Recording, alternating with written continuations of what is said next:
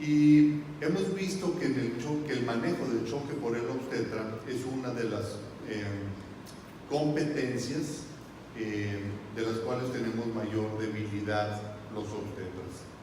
Obviamente cuando está terminando la plática de Alfredo, en donde estos procesos de acretismo y hemos mejorado mucho en estas cuestiones de orden de hacer, de orden técnico. Y el manejo del choque no tiene tanto este tipo de competencias como las que hemos visto que se ha ido desarrollando cada vez más. Lo que sí sabemos es que cualquier mujer que tiene un bebé tiene un riesgo biológico de tener una hemorragia, simplemente por el hecho de ser mamíferos y tener placenta, tiene riesgo de una hemorragia. Lo que también estamos bien convencidos es que, aunque tengan hemorragia, los pacientes, nosotros, nuestra meta es 0 muertes por hemorragia.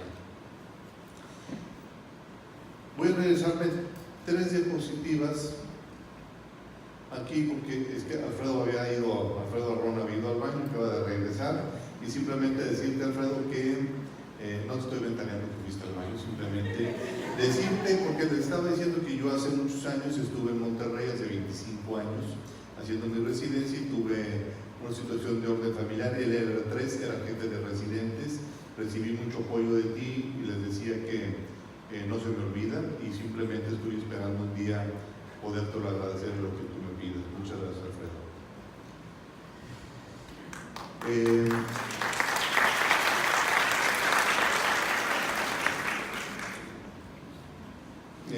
Bueno, perdón, me emocioné, pero tuve que fue una situación muy dura en la familia en este momento. Pero nosotros en Grupo Con Deseo, nuestra meta es trasladar la ciencia a una sólida práctica cotidiana.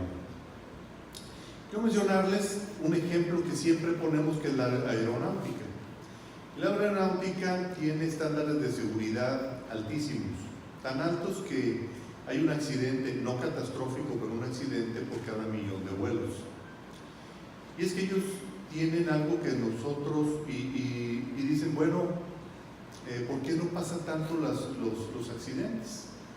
Si nosotros estamos trabajando en sistemas en donde hay una alta complejidad, y a veces la gente dice, bueno, es que los pilotos y todos se preparan también, porque si se cae el avión también se matan ellos, y acá no morimos cuando mueren nuestros pacientes. Pero ellos tienen desarrollo tecnológico. Este es un centro de simulación. Ellos tienen ese proceso de simulación. Estos son los simuladores de ellos, estos son los simuladores de nosotros. Ellos tienen grandes competencias técnicas, nosotros también tenemos grandes competencias técnicas. Ellos tienen este tipo de simuladores que nosotros de muy alta complejidad, y además hacen el proceso de simulación con mucha frecuencia. Estos son los simuladores que ellos utilizan. Nosotros también tenemos ciertos procesos. Ahora cada vez tenemos simuladores de mayor complejidad, en donde nosotros les podemos ir poniendo los parámetros. Ayer estuvieron en el taller de preeclampsia, con ustedes utilizándolo con simulador de casos clínicos. Y ellos tienen algo que son las listas de chequeo, y que nacen de la aeronáutica y de la energía nuclear, y que nosotros tenemos mucho que aprenderles, porque si nosotros hiciéramos simulacros con frecuencia, tuviéramos la comunicación asertiva que ellos tienen y utilizáramos las listas de chequeo, cuando nos encontráramos con estos escenarios, tendrían las pacientes otros desenlaces. Y es que esas son competencias no técnicas que debemos nosotros de desarrollar. Cuando nosotros tenemos un proceso de una hemorragia, es una lesión severa que tiene efectos deleterios, el choque persistente provoca severos desarreglos fisiológicos, y incluso es irremediable hacia un estado irreversible de falla orgánica múltiple si no hacemos algo. Las 3 Cs de Con Deseos en hemorragia, que nosotros le hemos llamado, es control del sangrado, control de la causa y control del choque. Lo primero que tenemos que hacer es parar la hemorragia. Eso es lo primero que hacemos.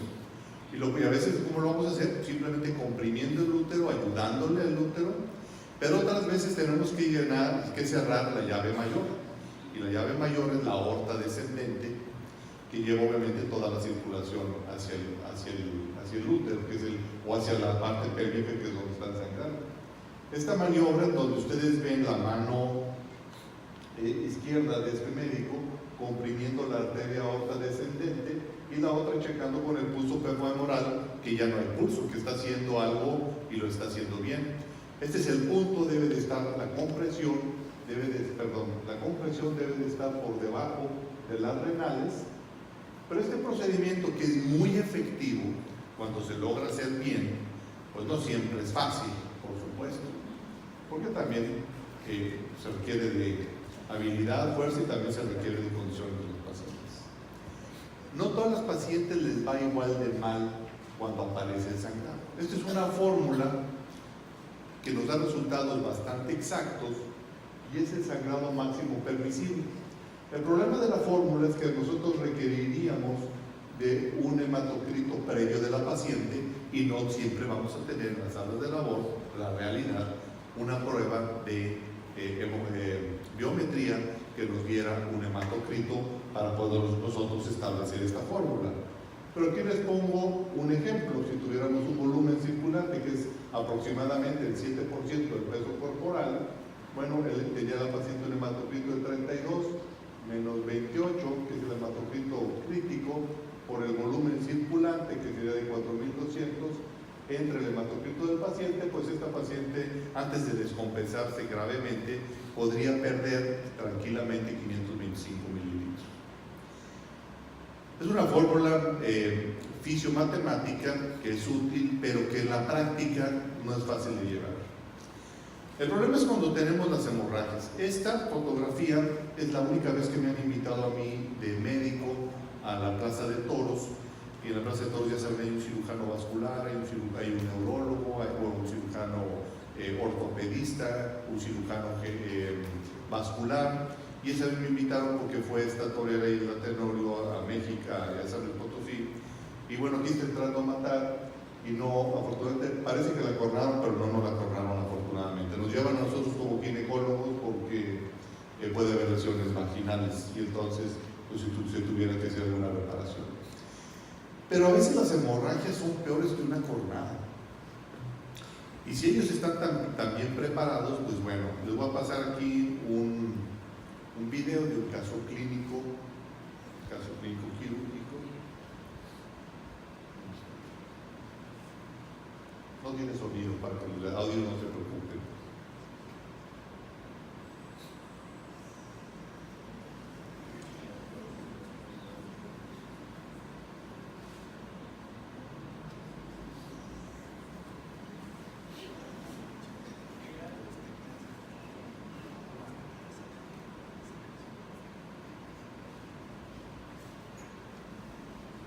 Bueno, este es un caso de una ruptura uterina con desgarros hacia las arterias uterinas. Pero la paciente sobrevivió. Y sobrevivió porque es un gran equipo y trabajó no solamente en parar el sangrado, sino hacer la recuperación del choque. Y que finalmente, ¿qué es este choque hipovolémico? Es una anomalía del sistema circulatorio que lleva una perfusión orgánica inadecuada y que hace que haya una falla en la oxigenación tisular. Por eso en la hemorragia, ayer platiqué del choque séptico, donde tenemos otros escenarios, pero en la hemorragia tiempo es todo. O actuamos bien y rápido, las dos, no nada más rápido, porque se puede actuar rápido y mal, y se puede actuar bien pero lento, aquí es bien y rápido, o la paciente va a tener un mal desenlace. La hemorragia es un estado de emergencia, requiere decisiones inmediatas, el deterioro es rápido y hay muchas veces varios factores. Porque el problema es que cuando nosotros tenemos una hemorragia, por ejemplo como la paciente que nosotros vimos, si tenemos una hemorragia masiva, podemos llegar a un estado de choque donde esto ya es irreversible, aunque hagamos todas las maniobras que hagamos y aún hagamos un proceso de transfusión de hemoderivados, reponiendo lo que se había perdido. Esta es una gráfica donde se requiere de aporte de oxígeno mililitros por minuto por metro cuadrado, porque si los tejidos no los tenemos en ese aporte y llegamos a una fase global de hipoxia, entonces llegamos al punto en donde esta hipoxia provoca daño celular, y este daño celular provocará disfunción de los órganos y de los tejidos, y esto llevará a la muerte de los pacientes. Esta gráfica nos dice que en una hora, todo lo que nosotros tendríamos que hacer en una hora, porque ante un sangrado masivo, si en una hora no hacemos las cosas correctas, pues solamente va a sobrevivir el 10% de los pacientes. Estamos hablando de hemorragias masivas. Estos son los protocolos de manejo. Este es el protocolo de la Organización Mundial de la Salud, los pueden después también descargar. Este es el del Instituto Nacional de Perinatología. Este es el protocolo de manejo del Hospital Central donde está Alfredo. Y pues todos nos dicen muy bien qué hacer, y bueno, simplemente que luego cuando viene el proceso de la hemorragia, no siempre los vamos a tener de memoria. Y lo que nosotros siempre pensamos es que debemos de tener un pensamiento y actuar asertivo. Ahora van a ver esto, y cuando vean este video, ya sé lo que alguien va a opinar. Este es un parto, aparentemente iba a ser un parto fisiológico. Lo que acaban de ver es que revisamos que la paciente estuviera completa. Vean cómo está escurriendo.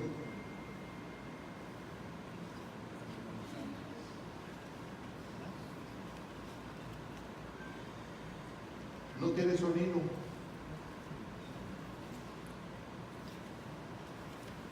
¿Y qué es lo que estoy haciendo? Es una paciente que tuvo un desgarro de paredes vaginales, y estoy probando que al comprimir las arterias pudentas, nosotros paramos el sangrado de esto antes de empezar a meter gasas y estamos viendo. Y la otra es que ustedes no escuchan, pero estoy dando indicación. La gente dice, no hombre, háganle algo, o sea, pero estoy haciendo algo, estoy dando indicaciones, estoy pidiendo que activen el código rojo, estoy pidiendo que me enfrenten las listas de chequeo, creo que vamos a platicar de ello. Estoy diciéndole al anestesiólogo que vaya tomando una muestra sanguínea, estoy diciéndole a la enfermera que empiece a pasar cierto tipo de medicamentos uterotónicos, estoy pidiendo al equipo de revisión vaginal, pero no estamos, si se fijan, no empezamos a meter gases y estamos desesperados. Por supuesto que está sangrando y hay que actuar rápido. Y cuando alguien dice, ¿cómo pides una lista de chequeos si ves cómo está ahí la cuestión de la hemorragia? Bueno, es que los eventos críticos en las salas de cirugía no son situaciones no tan frecuentes, son estresantes, son potencialmente fatales y requieren de un manejo oportuno, rápido y también coordinado. ¿Por qué? Pues para obtener buenos desenlaces. Esto que ustedes ven ahí son las listas de chequeo del hospital donde nosotros trabajamos y nosotros las implementamos. Estas son las listas de chequeo de anestesiología, pero nosotros están aquí con un fleje, para que estén ahí a la mano, y estén ahí colgadas a la mano y las podamos revisar. Esta es la lista de chequeo, esta es una de las listas de chequeo de crisis en sala de cirugía, y ustedes ven hay de hipoxia, hay de sangrado, de intubación difícil, hay de varias cosas, y la gente dice, bueno, ¿cómo te vas a poner a leer esto? Y es que la evidencia nos dice que las listas de chequeo tienen un efecto favorable sobre la coordinación, la comunicación y el desempeño en general. Si alguien toma una lista y dice hemorragia y empieza a leerla en voz alta, yo tendré mucho mayor posibilidad de tener una potencialización de mis habilidades, de mis destrezas y de mis competencias. Obviamente estos sangrados, además de que debemos de saber, los tenemos que parar inmediato, y debemos de saber además de dónde vienen, debemos de hacernos una pregunta. Si esta paciente que está teniendo una hemorragia tiene choque o no lo tiene, porque el mismo volumen de pérdida no da los mismos cambios hemodinámicos, porque cada mujer tiene factores independientes. Nosotros tenemos la Huasteca Potosina, donde son mujeres de 1,45, y pesan 55 kilos al final del embarazo. Obviamente su volumen y además son mujeres desnutridas. Desafortunadamente nuestras etnias originarias, muchas de ellas viven en la pobreza y están desnutridas, y si llegan al final del embarazo tienen ese peso, ese índice de masa corporal y tienen 9.2 de hemoglobina, se va a comportar diferente a una mujer de 1,74 que está perfectamente, que tiene 14 gramos de hemoglobina y que tiene un índice de masa corporal. Ahora, para hacer esto, de saber si tienen choque o no, pues tampoco requerimos de extraordinaria tecnología. Requerimos de un brazo de la paciente, del baumanómetro, nada más, y que eso nos diga qué color tiene ese brazo, qué temperatura, cómo está el llenado capilar, la frecuencia de pulso, si está sudorosa o no, la presión arterial media, el índice de choque y si tiene alteraciones del estado de conciencia, que claro que eso no se ve en el brazo, pero es fácil de explorar.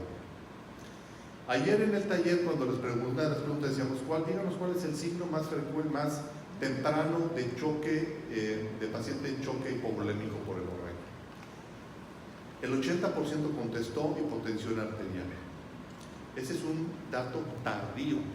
Si vemos esta gráfica, estos son los estadios de choque, en donde vemos cómo la presión arterial se mantiene más o menos bien hasta el estadio de choque 3, porque se requiere haber perdido, las mujeres embarazadas compensan bien, son usualmente mujeres sanas, y se requiere que hayan perdido el 30% de su volumen para que los demás mecanismos de compensación no funcionen y entonces hipotensen. ¿Cuál es el primero? El primero es elevación de la frecuencia cardíaca. Este es el primer parámetro que nosotros vamos a encontrar. En este punto de unión, si dividimos la frecuencia cardíaca entre la presión arterial sistólica, nos sale en 1, porque estamos a la misma altura. Y esto es importante porque ahorita voy a platicarles algo del índice de choque, entonces hay que poner atención en ello. Obviamente, las pacientes hasta que entran en anaerobiosis celular va a tener un incremento en el lactato. Pero una paciente que tuvo choque hemorrágico y que tiene una elevación del lactato, es una paciente que ya estuvo en hipoxia, en anaerobiosis, y es una paciente que aunque en ese momento la hayamos podido compensar, es una paciente con alto riesgo de falla orgánica múltiple, es una paciente que estuvo cuando menos en un estado muy grave. Entonces, nosotros vamos a tener un incremento en la frecuencia cardíaca y una vasoconstricción selectiva, son los dos primeros datos. Y aquí en Reynosa, en el hospital, la paciente tuvo hemorragia, dice que tiene frío en mayo, el 1 de junio en Reynosa, y tiene taquicardia, es una paciente que está en choque, no necesitamos más. O sea, es una paciente que está en choque y hay que activar los sistemas de alerta temprano o los equipos de respuesta inmediata. Después vendrá la taquipnea, la oliguria, mayor profundidad en las alteraciones del estado de conciencia. Y entonces les decía que para que haya una hipotensión se requirió del 30% de la pérdida de sangre. Si tenía esta paciente 7 litros, bueno, pues va a requerir de perder 2.3 litros para que se hipotense. Esta tabla, que es muy importante porque es una tabla donde ustedes ven que hay parámetros solamente clínicos: sensorio, perfusión, pulso, presión arterial sistólica. Y siempre hay que considerar el peor parámetro. Obviamente estas tablas no tenemos que estarlas memorizando, sería muy bueno que las memoricemos, pero las podemos tener en nuestros teléfonos o como en este hospital, en donde ellos decidieron colgarla en una manta de estas, pues para que puedan ir y consultarlo rápidamente. Y vale la pena tener las cosas siempre a la mano. ¿Qué pasa cuando tenemos una hipotensión arterial sistólica sostenida? Bueno, es el reflejo del grado de choque, refleja una persistente fuga sanguínea no controlada, refleja una vasoplegia sistémica y tiene un riesgo relativo de muerte incrementado en un 5.8 veces. Entonces, vuelvo a la tabla que les había mostrado porque les voy a platicar de algo que es muy útil y es muy fácil de hacer, que se llama índice de choque. Y el índice de choque no es otra cosa más que dividir la frecuencia cardíaca entre la presión arterial sistólica. Si nosotros hacemos eso, vamos a tener un punto en donde esto es el número 1. Nosotros, las mujeres, si sacamos el índice de choque en las mujeres en las que están, vamos a hablar aquí, va a salir en 0.8 normalmente en una mujer embarazada. Hay quien dice que en 0.9 es todavía tolerable para una mujer embarazada, perdón, una mujer en puerperio, pero si ese índice de choque 0.8 es normal, si dividimos la frecuencia cardíaca de la presión arterial sistólica. Si yo les digo que hay una paciente que tiene un sangrado, no es un sangrado masivo, y me dice, y yo les pregunto, sin preguntar otros datos, es cuando las enfermeras nos llaman, o los enfermeros, y nos dicen, doctor, está sangrando, y les decimos, ¿qué condiciones de choque tiene? No está hipotensa. Aunque bueno, pero es hipotensa. Y le digo, ¿y cómo está? No, está bien, o sea, no está tan mal. Bueno, dime la frecuencia cardíaca. 105 por minuto, la presión arterial, y tiene presión arterial de 90 a 50. No es una que estuviera tan mal, pero si yo divido 105 entre 90, sale 1.1. La paciente está en un choque grado 2 o 3. Este es un índice de choque que nos dice que la paciente hemodinámicamente está descompensada. Y es muy sencillo. ¿Qué se necesita para sacar el índice de choque? Ni siquiera una calculadora, porque ya todos los teléfonos traen calculadora. Se necesita el conocimiento y la actitud para hacerlo. Aquí el punto clave es que, por el otro lado, las pacientes que pierden volumen sanguíneo fácilmente pueden entrar en hipotermia, y la hipotermia provoca depresión miocárdica, mayor vasoconstricción y provoca arritmias, sobre todo la hipotermia severa que se presenta como un resultado de los mecanismos compensatorios en las mujeres que tienen hemorragia. Esto hace una disminución del gasto cardíaco, esto lleva a mayor hipoxia, y la hipoxia lleva no solamente una elevación del lactato, sino a una acidosis metabólica. Entonces, cuando tenemos este evento traumático, tenemos un daño a los tejidos, tenemos una respuesta inflamatoria, y esto nos va a llevar a una estimulación neuroendocrina, inmune, consumo metabólico acelerado, va a activar los sistemas de defensa, y esa reacción sistémica hace una cascada inflamatoria, activación de la coagulación, un reflejo hemodinámico, pero finalmente puede llevar a una mala transfusión. ¿Cuál es la tríada de la muerte? Cuando nosotros tenemos una paciente en coagulopatía, en acidosis metabólica y en hipotermia, la probabilidad de morir de esa paciente es sumamente alta. Lo que nosotros debemos de hacer es no permitir que las pacientes lleguen a coagulopatía, acidosis metabólica e hipotermia. Porque todo esto va a llevar a una mayor hipoperfusión tisular, un desequilibrio en la hemostasia sistémica. La coagulopatía, muchas mujeres mueren no mueren en el momento de la hemorragia, sino mueren después, cuando desarrollan una coagulopatía y vuelven a sangrar. En el sangrado masivo disminuye la capacidad del sistema para limitar el proceso, y es directamente proporcional a la severidad del daño, de la resucitación masiva, de la transfusión y del tipo del grado de choque y el tiempo de choque que tuvo. Todos estamos diseñados para coagular y no morir por una hemorragia. Las pacientes embarazadas tienen mecanismos mucho más eficientes porque el cuerpo las ha preparado sabiendo que va a haber un lecho vascular de la placenta, que va a haber una hemorragia, pero el cuerpo lo va preparando durante toda la gestación, pero el límite tiene un límite, y ese límite es que cuando hay estas hemorragias se consumen los factores de coagulación intentando hacer estos procesos de la misma, y los pHs, un pH de acidosis, la temperatura corporal baja, la presión arterial sistólica por abajo de 70 en forma persistente, pues son datos que nos van a provocar muerte de las pacientes.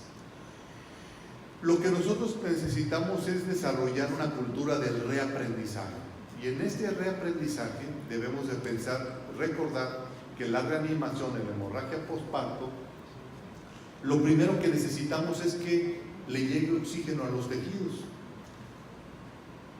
a través del gasto cardíaco, a través del contenido arterial de oxígeno, y esto va a estar dado por la precarga, por la poscarga y la contractibilidad, y estos son fórmulas para sacar el volumen de oxígeno que debe de llegar a los tejidos.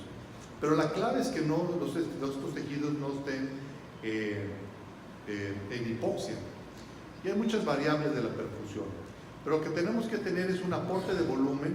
En ocasiones vamos a utilizar sustancias vasoactivas o inotrópicas, y obviamente el papel de la transfusión de los hemoderivados pues es muy importante en estos procesos de hemorragia. Les voy a decir cuestiones de orden clave que tenemos que hacer ante una hemorragia. Primero, debemos de suministrar una fuente de adecuado oxígeno, ahorita voy a mencionar esto. Soluciones cristaloides tibias. Tibia significa 37-39 grados centígrados. Si nosotros ponemos soluciones frías, por ejemplo, nosotros en San Luis Potosí en diciembre estamos a -3, -4 grados. Si yo agarro algo de la alacena o del reservorio, donde están las soluciones, en un frasco de cristal, pues va a estar a 7 u 8 grados centígrados.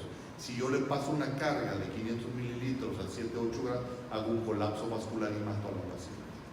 Entonces hay que entibiar esas a 37-39 grados centígrados. Hay que poner dos vías periféricas, preferentemente en los brazos. Hay que obviamente colocar una sonda de Foley, suministrar calor en forma inmediata, colocar el traje antichoque en el neumático, monitorización continua y pedir componentes sanguíneos 1 por 3. Eso de, díganles en banco de sangre que preparen un paquete globular. Imagínense para esa paciente que le estábamos haciendo una laparotomía, es un paquete globular de nada. Esta es la mascarilla con reservorio a 10 litros por minuto, no a 2 o a 3 litros por minuto. Necesitamos tratar de hacer que el paciente se oxigene lo mejor posible. Hoy día, el manejo del choque hipovolémico es por metas. Ahorita les voy a decir cuáles son.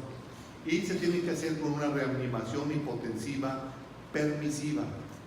Esta hipotensión permisiva nos permite que si nosotros queremos poner a la paciente en 120-80, después de que tuvo una hemorragia por una atonía o por un desprendimiento, por un desgarro, los mecanismos de coagulación que ahí estaban son coágulos inestables. Si nosotros elevamos la presión arterial, lo que vamos a hacer es botar esos coágulos inestables y los pacientes van a volver a sangrar. Si nosotros mantenemos a los pacientes con una presión arterial media de 65 milímetros de mercurio, 60-65, una presión arterial de 90-60, estamos muy bien, no tenemos por qué elevar a los pacientes. Sí, en ocasiones requerimos de accesos vasculares de rápido flujo. Por ejemplo, un catéter periférico, no estamos hablando de presión venosa, de catéteres centrales. Periférico del número 14, podemos infundir 315 mililitros por minuto, uno del 16, 210 mililitros por minuto.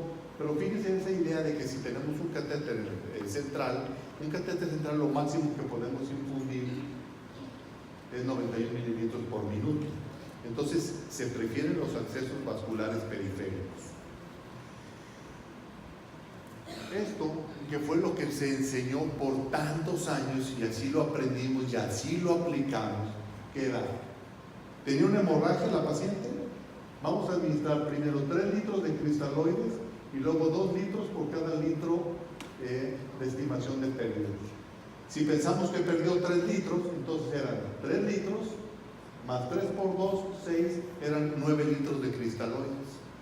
Y hay gente, y yo me acuerdo, había gente que decía, no, apenas van 5, no, ya van 6, no, ya van 7. Y lo que estábamos haciendo era poner a las pacientes en un altísimo riesgo de coagulopatía. Si nosotros está probado que si ponemos más de 4 litros de cristaloides, la posibilidad de una coagulopatía es hasta del 60%. Entonces, quitémonos de la cabeza este esquema y pongamos en nuestra mente que ahora es la reanimación hipotensiva permisiva. Se pasan 500 mililitros de una solución cristaloide a 37-39 grados centígrados y vemos y valoro la respuesta.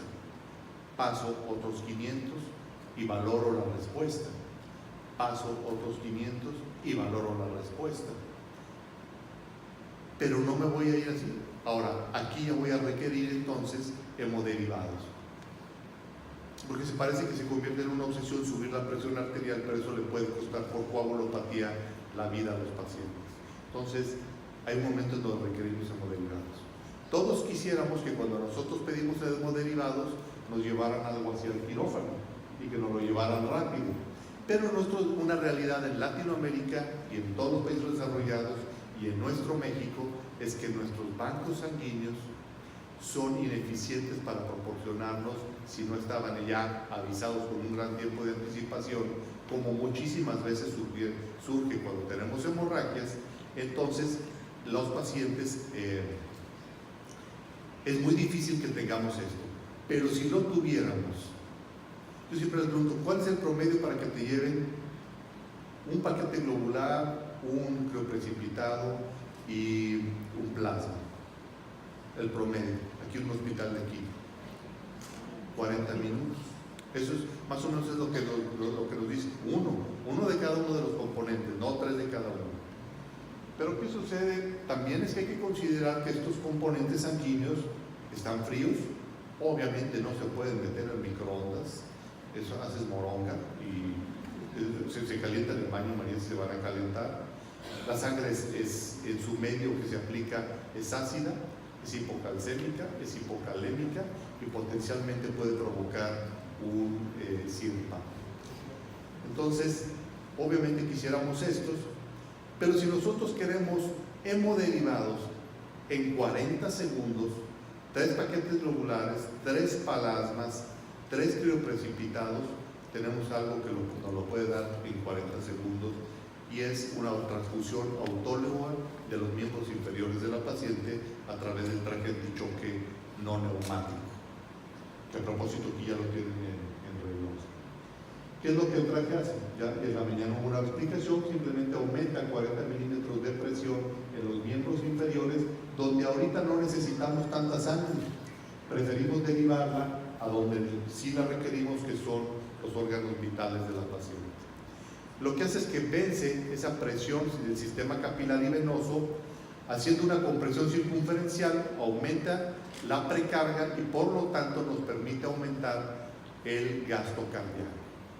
Un incremento del 30% del retorno venoso a la circulación central en términos de hemodinamia en una paciente en choque es fabuloso.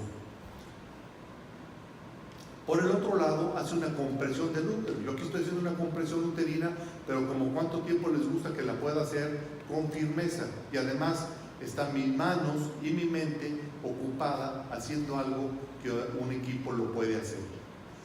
Lo que hace al comprimir el traje es una disminución de la perfusión del útero y además facilita la contractilidad. Esta compresión directa de la aorta descendente, las arterias uterinas y la vasculatura del lecho mesentérico pues puede provocarnos, ayudarnos a que haya una disminución, obviamente, del flujo de sangre que está llegando al útero, obviamente disminuye la pérdida, pero también favorece la contractilidad. En pacientes graves como esta que tuvo un choque y que se hizo una cirugía de control de daños, que no me voy a meter porque Ramón les va a hacer una excelente exposición de ello, porque siempre lo hace, pero los pacientes además debemos de ponerlas, no solamente tratar de elevar la temperatura desde adentro, sino también desde afuera. Y si contamos con estos equipos de estos colchones para calentarles y que se ponen en la parte externa y que no son nada más para cirugía de cardiovascular o de neuro, sino son también, nosotros podemos utilizarlos, los tenemos en los hospitales y no son sumamente costosos. Porque estas son las metas de reanimación vascular y las debemos de tener bien claras. Si nosotros tenemos una hemorragia y tenemos una frecuencia cardíaca de menos de 100, una presión arterial sistólica estable de 90, un índice de choque del 0.8, la presión arterial media de 65, una presión venosa central de 8 y un lactato de menos de 3, la paciente está del otro lado. Tenemos una paciente en muy buenas condiciones. Muchas veces el problema es que las pacientes entran en coagulopatía por consumo y además a veces también ayudadita por nosotros por dilución. y es uno de los mayores limitantes en el punto exacto quirúrgico para tomar la decisión de realizar a veces una cirugía de control de daños. Pero se requiere de experiencia clínica del personal encargado en las guías de manejo hemostático. Hay veces que hay que estar esperando y aguantando antes de meter a una paciente en malas condiciones, pero hay veces que meterla a la cirugía pues también puede ser la complicación final para la muerte. Las transfusiones masivas, debemos de tener esto que se llama paquetes de emergencia, en donde estuvieran 6 unidades de glóbulos rojos, 2 de RH negativo. Ustedes saben, y ayer lo platicaban, que cuando nosotros tenemos, cuando vamos a pedir, podemos pedirse a RH negativa sin pruebas cruzadas. Eso, ya sé que eso les pega en la mente de los que están en el banco de sangre, ya sean los químicos, los farmacobiólogos, y ojalá que hubiera ahí de estos patólogos clínicos que ahora tienen esta especialidad en hemoderivados, pero debemos estar siempre en comunicación para decirles, si yo te pido esto así, me lo mandas por favor. Después son las formas y después todas estas cosas. Obviamente que tenemos que parar el sangrado, porque pues no hay banco tampoco de sangre que aguante pues todo esto, y tampoco las pacientes. Si no paramos el sangrado, pues nosotros le ponemos y la paciente sangra, nosotros le ponemos y la paciente sangra. Pero obviamente contar con hemoderivados, pues es. Ahora, ¿qué tiene cada hemoderivado? No me voy a detener tanto en esto porque lo vamos a poner en presentación en nuestra página en la página de condición.mx. Pero bueno, estos son los que tiene cada paquete globular, porque luego cuando le preguntamos nosotros a los residentes, no saben exactamente qué tiene cada uno de estos. Cuando nosotros pedimos una unidad de plaquetas, esto es lo que va a tener, y el efecto que tendrá es un incremento de 5 a 10,000 plaquetas. Si pedimos un plasma fresco congelado, tendremos un incremento del fibrinógeno de 10. Si hay un parámetro útil para saber si nuestra paciente está entrando en coagulopatía, es la medición de fibrinógeno. No pidan tiempo de coagulación, tiempo de protombina, tiempo de tromboplastina, y no, pidan el fibrinógeno, porque un fibrinógeno de menos de 200 miligramos por decilitro es una paciente que está en coagulopatía, y es una paciente en donde tenemos que pedir todos los hemoderivados. Obviamente que se pueden pedir los crioprecipitados también, en donde son estos factores con un incremento de fibrinógeno también de 10 miligramos por decilitro. Y de verdad es que debemos de ser expertos en hemorragia, pero expertos no solamente en las causas y en la resolución de las causas, sino también expertos en el manejo del choque. Cuando nosotros vamos y ponemos indicaciones en terapia intensiva, y así hasta los intensivistas se nos quedan viendo así como, órale, ¿y este qué onda? Pues ese es un partero, porque todavía muchos así como que nos ven. Pues yo no me veo así, yo me veo como una persona preparada, científicamente preparada. No somos Illuminatis ni nos llega la norma, simplemente que sí somos muy estudiosos del tema, porque con frecuencia nos invitan a ayudar en casos difíciles. Afortunadamente en nuestros casos no siempre lo van a hacer. Lo que sí es que cuando nosotros atendemos un parto y le entregamos a la mamá, a su bebé, debemos de estar preparados para todo, preparados en competencias técnicas, competencias no técnicas, y también en procesos mentales asertivos, porque de que nosotros lo hagamos bien, vamos a ser su única oportunidad. En Grupo Con Deseo, nuestra misión es la salud de la mujer, y somos felices contribuyendo para lograrlo. Muchas gracias.